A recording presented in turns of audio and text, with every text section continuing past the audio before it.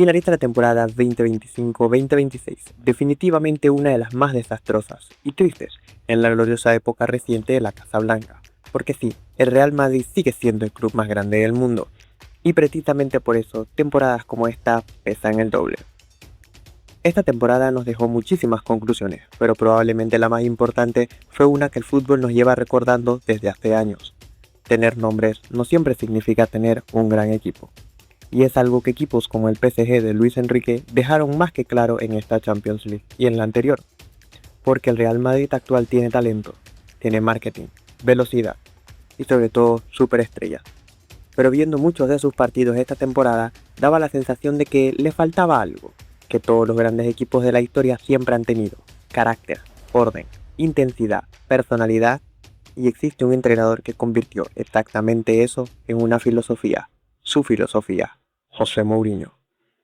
Y con los recientes rumores que vinculan nuevamente al entrenador portugués con el Real Madrid, nace inevitablemente la pregunta: ¿cómo sería el Real Madrid de José Mourinho en 2026? Porque Mourinho nunca construyó equipos solamente con estrellas. Siempre se dijo que sus equipos estaban hechos de hombres y no de nombres. Equipos incómodos, intensos y competitivos. Así que hoy vamos a imaginar hipotéticamente cómo sería ese Real Madrid 2026-2027 bajo las órdenes del entrenador portugués. ¿Qué jugadores sobrevivirían?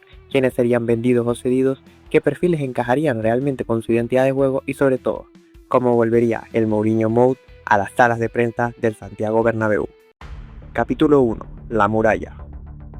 Y si Mourinho ha demostrado algo a lo largo de su carrera, es que ningún gran equipo suyo puede existir sin una última línea completamente confiable: Julio César, Peter Cech, Rui Patricio o incluso De Gea en aquel Manchester United del 2017.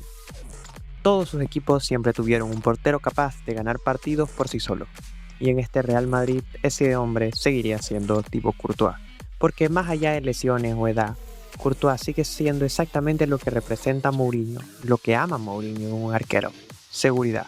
Nada innecesario, solo reflejos, presencia y jerarquía. Y sinceramente, viendo lo que ha hecho Courtois durante los últimos años en la Casa Blanca, cuesta imaginar a alguien más dentro de los tres palos que no sea el belga. Además, teniendo a Lunin como suplente, Mourinho tendría algo que siempre le ha encantado en posiciones clave: competencia. Para mí, la muralla seguiría en pie.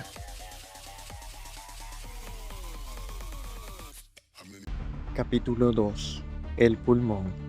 Y probablemente una de las decisiones más polémicas de este Real Madrid de Mourinho sería el lateral izquierdo. Porque mientras muchos esperarían un perfil mucho más técnico u ofensivo, Mourinho históricamente siempre ha priorizado algo por encima de todo en esa posición: intensidad. Y ahí es donde entra Fran García. Porque Fran no será el jugador más mediático de la plantilla, no será el que más camisetas venda, pero sí podría convertirse fácilmente en uno de los hombres de confianza del portugués. Ya pasó con Coentrao, ya pasó con Arbeloa y ya pasó con Azpilicueta. Mourinho ama jugadores que corran por el equipo y Fran García encaja perfectamente en esa idea. Ya lo demostró en el Mundial de Clubes. Ida y vuelta constante, sacrificio, velocidad y presión durante los 90 minutos. Mientras otros laterales destacan por técnica o creatividad, Fran destaca por algo que Mourinho valora muchísimo más: el esfuerzo sin balón.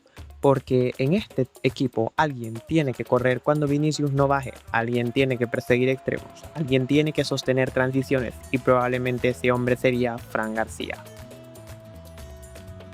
Capítulo 3. El arquitecto. Y si algo han tenido los grandes equipos de Mourinho es un central capaz de construir desde atrás. Ricardo Carvalho, Sergio Ramos, Lucio. Siempre hubo un defensor encargado no solamente de destruir ataques, sino también de iniciar el juego. Y en este Madrid, el rol tendría un nombre claro: Dean Howson, porque más allá del talento o la proyección de Howson, encaja perfectamente en el tipo de central moderno que Mourinho siempre ha sabido potenciar. Fuerte físicamente, personalidad, buen juego aéreo y sobre todo una salida de balón extremadamente limpia. Además, Mourinho ya conoce perfectamente el perfil del español neerlandés, algo que hace todavía más fácil imaginarlo como pieza importante en este proyecto. Porque mientras Rüdiger sería la agresividad, el choque y la intensidad, Howson sería el encargado de darle calma y construcción a la línea defensiva, el central que rompe líneas, el que encuentra pases, el que empieza la jugada antes de que el mediocampo siquiera toque el balón, Y en un equipo que necesita volver a tener orden desde atrás, Dinghausen podría convertirse fácil y perfectamente en uno de los pilares del nuevo proyecto. Capítulo 4. El perro de cacería. Todo equipo de Mourinho necesita un jugador que viva al límite, un defensor incómodo, agresivo, intenso, uno de esos futbolistas que parecen disfrutar más de un choque defensivo que de un gol. Y en este Real Madrid ese hombre sería claramente Antonio Rüdiger, porque si algo ha demostrado el alemán durante los últimos años es que nació para este tipo de equipo. Rüdiger no es un central elegante, no es un defensor de highlights limpios, es caos controlado. Entre comillas ese controlado. Presión constante, choque físico, juego psicológico y una intensidad que muchas veces roza directamente la locura. Exactamente el tipo de jugador que Mourinho siempre ha amado tener en defensa, sin no preguntarle a Pepe. Mientras Hausen sería la calma y la construcción, Rüdiger sería el encargado de imponer miedo. El central que siempre persigue delanteros hasta la media cancha, el que grita, el que empuja al equipo emocionalmente, el que convierte cada partido en una guerra. Porque los mejores equipos de Mourinho nunca fueron cómodos de enfrentar. Y Rüdiger encaja perfectamente con esa filosofía. Capítulo 5. El soldado.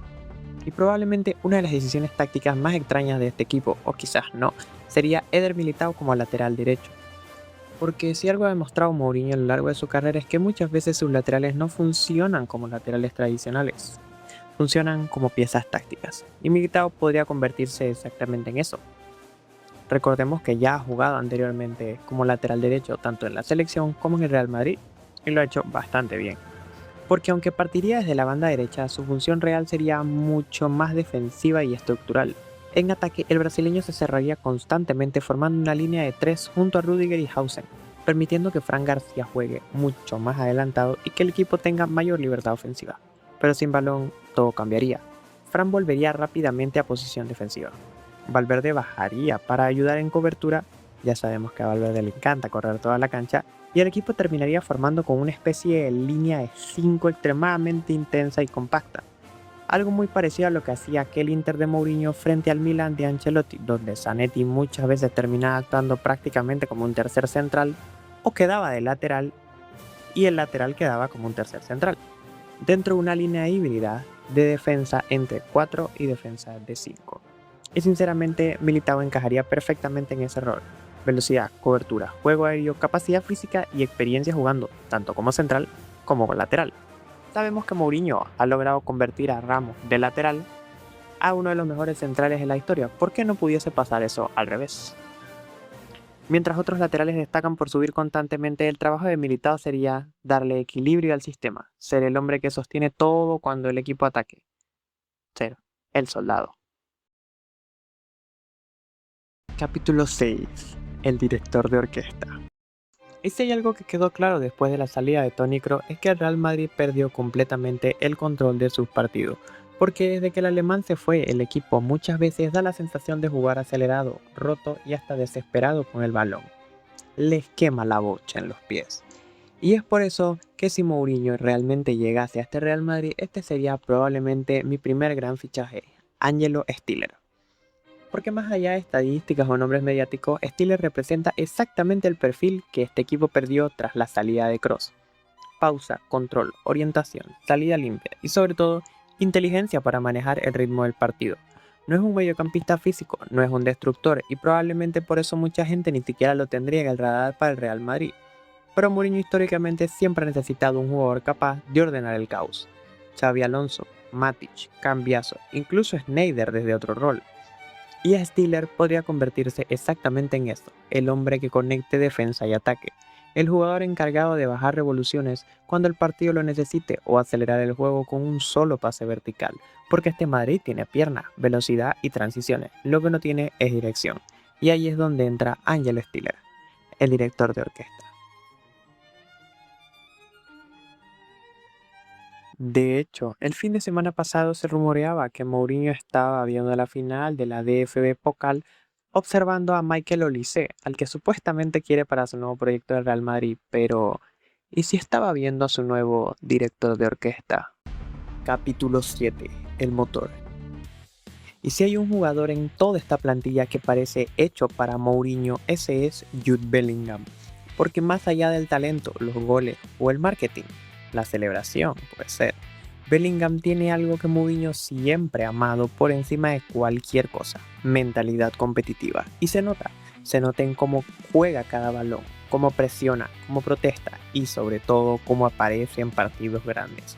Porque los equipos de Mourinho siempre han necesitado un mediocampista capaz de empujar emocionalmente al equipo. Lampard, Ballack, incluso Deco desde otro perfil, jugadores que no solamente juegan bien, sino que transmiten carácter. Y Bellingham encaja perfectamente en esa idea, porque en este sistema no sería simplemente un mediocampista más, sería el hombre encargado de darle energía al equipo. Llegando al área, presionando arriba, ayudando en salida, cubriendo espacio y apareciendo constantemente donde el partido más lo necesite. Además, su capacidad física le permitiría funcionar perfectamente en esa especie de doble pivote híbrido junto a Stiller, donde tendría mucha más libertad para romper líneas y atacar espacio, porque mientras Stiller organiza, Bellingham acelera, y sinceramente cuesta imaginar un jugador más importante para este proyecto que el inglés. Capítulo 8. El artista. Y sí, hemos hablado mucho de presión, recorrido y demás cosas, pero Mourinho siempre ha necesitado un jugador distinto, uno libre, un creativo, uno capaz de cerrar el estadio y resolver partidos con una sola jugada. Deco, Sneijder o Sil, y en este Real Madrid evidentemente ese nombre sería Arda Güler, porque mientras el resto del equipo aportaría intensidad, físico y orden táctico, Güler sería el encargado de darle imaginación al sistema. La pausa, el último pase, la técnica, la creatividad entre líneas, y sinceramente cuesta no ver ciertas similitudes con aquel Özil que Mourinho convirtió en uno de los mediapuntas más peligrosos del mundo, zurdo, elegante y extremadamente inteligente con el balón. Además, algo que podría beneficiar muchísimo al turco bajo Mourinho sería la estructura que tendría detrás, con Stiller organizando, Bellingham cubriendo espacio y Valverde ayudando constantemente en banda. Güler tendría mucha más libertad para enfocarse en lo que mejor sabe hacer: crear. Porque Mourinho nunca le pide lo mismo a todos los jugadores, siempre existe uno con libertad, uno al que el sistema protege para que pueda marcar las diferencias, y en este equipo ese jugador sería Arda, el que para mí debería llevar el 10 de Modric en la espalda. Capítulo 9. El todoterreno. Y probablemente no existe un jugador más mourinhista en todo este Real Madrid que Federico Valverde, porque si algo aman los equipos de Mourinho son los futbolistas capaces de hacer absolutamente todo dentro del campo: correr, presionar, defender, atacar, hacer goles, cubrir espacio y aparecer donde el equipo más lo necesite. Y Valverde lleva años demostrando precisamente eso, porque aunque partiría desde la banda derecha en este sistema, su rol estaría lejísimos de ser el del extremo derecho tradicional. En ataque, aparecería constantemente por dentro para ayudar a Stiller y Bellingham en salida, generar superioridad en el medio campo y liberar espacios para que Mbappé y Vinicius hagan lo que mejor saben hacer. Pero sin balón sería todavía más importante. Valverde bajaría constantemente para ayudar a Militao en defensa, prácticamente convirtiendo el sistema en una línea de 5 durante muchos momentos del partido. Exactamente como el tipo de sacrificio que Mourinho ama en sus jugadores de banda, algo muy parecido a lo que hacía Di María en aquel Real Madrid del 2012, donde muchas veces terminaba funcionando más como mediocampista de recorrido infinito que como un extremo puro. Y sinceramente cuesta imaginar un jugador más importante para sostener el equilibrio de este sistema que el uruguayo, porque mientras otros destacan por una sola cosa, Valverde destaca por hacerlas todas, y hacerlas bien. Capítulo 10.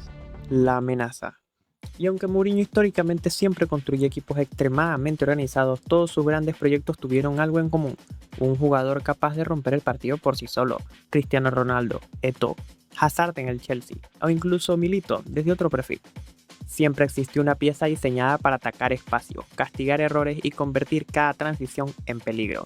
Y en este Real Madrid ese hombre sería Vinicius Junior.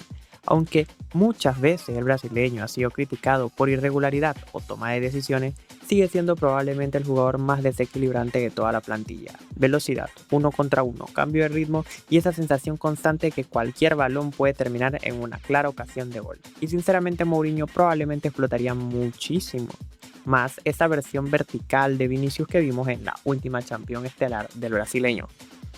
Menos posesión innecesaria, menos juego lento y más situaciones atacando espacios abiertos exactamente donde el brasileño se siente más cómodo, pegado a la banda.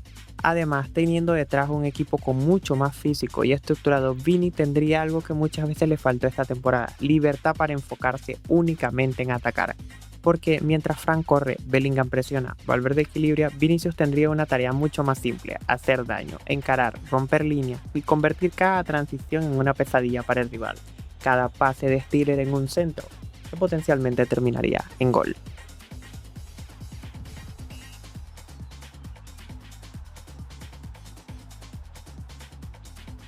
Capítulo 11. El verdugo. Y llegó la hora de matar los partidos. Diego Milito, Cristiano Ronaldo, Didier Drogba, jugadores capaces de aparecer una sola vez y decidir absolutamente todo. Y en este Real Madrid, sin lugar a duda, ese jugador sería Kylian Mbappé.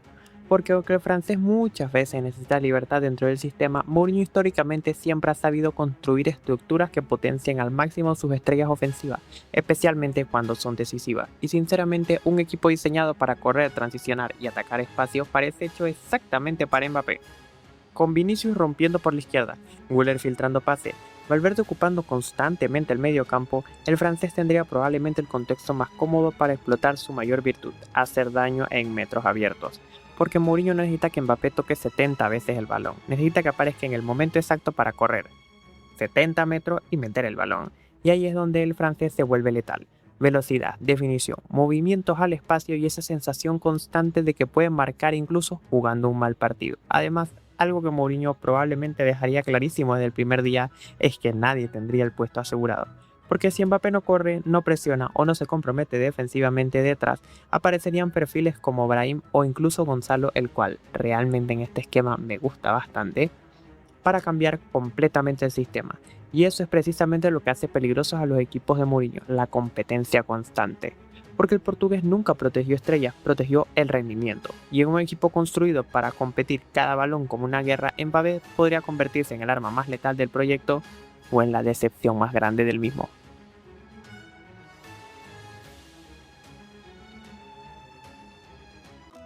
Y bueno, esa sería más o menos mi opinión. Iba a decir superficial, pero la verdad es que de superficial no tuvo ni un cuarto porque me adentré bastante. Pero era para como fundamentar los puntos que estoy diciendo, ¿no? Porque me imagino que alguien ve el video por encima y dice: Valverde extremo, ¿qué te pasa, boludo? En la aplicación que estoy usando de los fichajes haré un video aparte de cómo siento que debería moverse en el mercado del Madrid, aunque creo que acaban de traer a Dumfries. Bueno, pasaron un montón de cosas, se fueron elecciones, acaba de ganar Florentino hace un par de horas, creo que firmaron a Konaté. Para mí deberían traer de vuelta a Nico Paz para que le pelee el puesto a Arda Güler, o en su defecto que Mourinho lo convierte en un interior derecho y vaya donde Valverde, y Valverde baje un poquito más. Está por verse. La verdad, yo siento que este equipo no necesita tanto fichaje así como la gente dice, sino acomodar los jugadores que tiene. Veo a la gente diciendo que quieren Olise. No siento que Olise vaya a entenderse muy bien con Vini y con Mbappé. Al contrario, siento que va a ser un desmadre. Y bueno, veamos qué más sigue trayéndonos esta telenovela conocida como Real Madrid Club de Fútbol. Voy a dejarlo por aquí. Creo que ya me adentré bastante en esto y bueno, espero que alguien esté de acuerdo con mi perspectiva de cómo se puede armar este equipo, y si no, lo leeré en los comentarios y podremos ir juntando puntos de vista. Tengo como 400 cosas más que decir, pero las voy a dejar para más adelante. Suscríbete porque acabamos de hablar de actualidad de fútbol y de tácticas. Yo soy Iglu y nos vemos en la próxima. Adiós.